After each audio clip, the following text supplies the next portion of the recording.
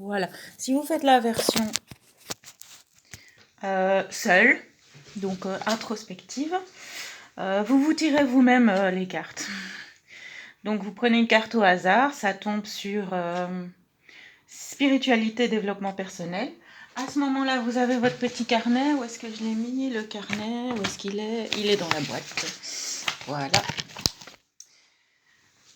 Donc, spiritualité, développement personnel. Vous prenez une carte du tas spiritualité et développement personnel. Vous la retournez.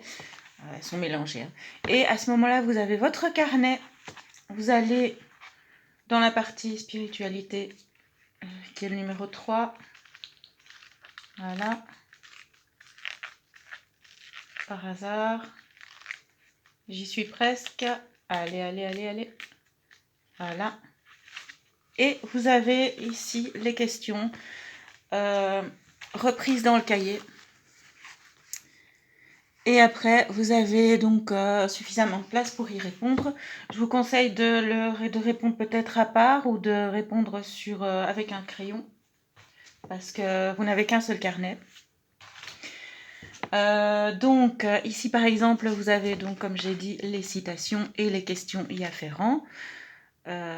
C'est vraiment introspectif, hein. Donc on vous demande en fait de bien réfléchir à la citation et de réfléchir aux réponses que vous allez donner. Alors il y a chaque fois 8 cartes et 8 thèmes, donc ça fait 8 x 8. Ça fait suffisamment de questions pour bien passer du temps là-dessus. Vous n'êtes pas obligé de passer. Ça prend beaucoup de temps en fait, mais vous faites à votre aise. Ça prend même, à la limite, je dirais même plusieurs jours. C'est vraiment un travail introspectif. C'est pas finalement, je pense que c'est pas vraiment un jeu. C'est plus une activité avec un support de cartes.